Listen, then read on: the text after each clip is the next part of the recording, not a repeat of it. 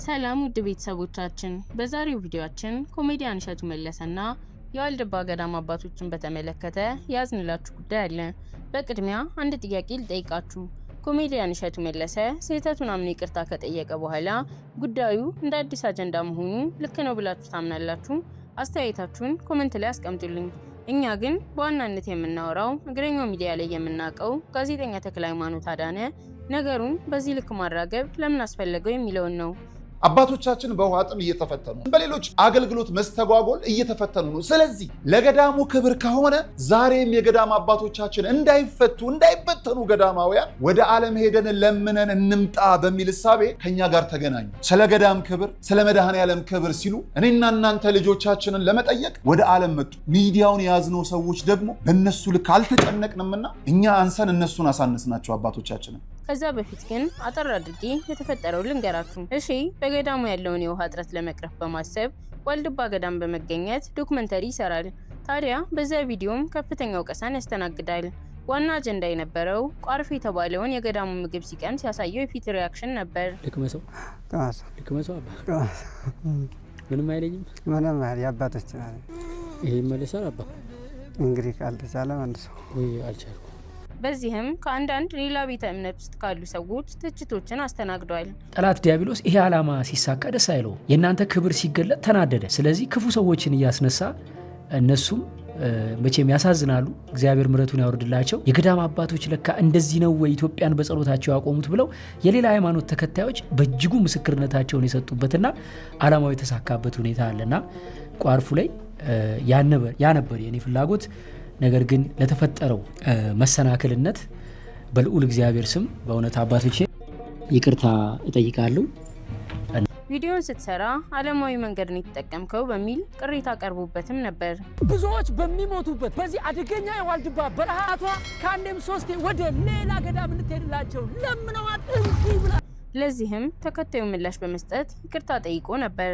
እንግዲህ አባቶች እዚህ ጋር አሁን ያየነውን በጣም ጄን እያወራጨው ጮክ እያልኩ ስለ ገዳሙ መግቢያ ቪዲዮ የሰራውበት ቦታ ገዳም ውስጥ አይደለም አባቶቼ። ስለዚህ እንደው ገዳሙን በመዳፈር እንዳልሆነ እንድትረዱልኝ አደራ ላለው። ነገር ግን ስቲል የገዳም ቪዲዮ ላይ እንዲህ አይነት ኢንትሮ አያስፈልግም የሚለውን ሂስ ወይም ተግሳጽ ግን በትክክል እቀበላለሁ አባቶቼ። እዚህ ጋር ነው ዋናው ነገር ያለው። በእግረኛው ሚዲያ የምናውቀው ጋዜጠኛ ተክለሃይማኖት አዳነ ይህንን ጉዳይ በከፍተኛ ሁኔታ ሲያራግበው ተስተውሏል። ጥያቄው ተክለሃይማኖት ለምን ይህንን ጉዳይ ያራገበው የሚለው ነው። አንዳንዶች ተክሌ ለቪው ብሎ እየተጠቀመበት እንደሆነ ይናገራሉ። በእርግጥ የዩቲዩብ አልጎሪዝም እንዲህ ያሉ ስሜታዊ የሆኑ ጉዳዮችን መውደዱ ይታወቃል።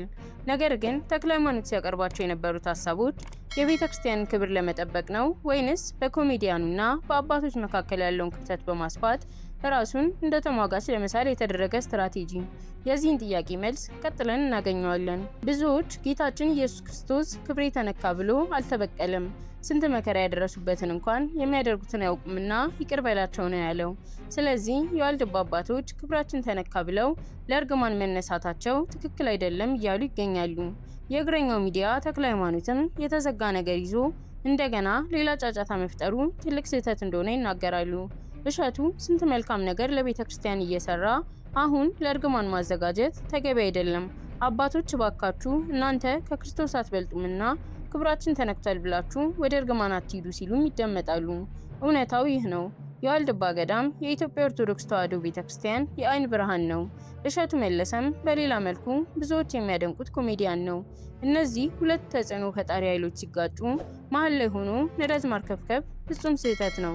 ጋዜጠኞች ወይም ተጽዕኖ ፈጣሪዎች የቤተ ክርስቲያንን ክብር የመጠበቅ ግዴታ ቢኖርባቸውም ጉዳዩን ወደ አላስፈላጊ መካረር መውሰድ ግን የመፍትሄ አካል አይሆንም። ስለዚህ ተክለሃይማኖት አዳነ የሚሆን ሌላው ጥያቄው መሆን ያለበት ችግሩን እንዴት እንፍታው እንጂ እንዴት የበለጠ እናቀጣጥለው መሆን የለበትም።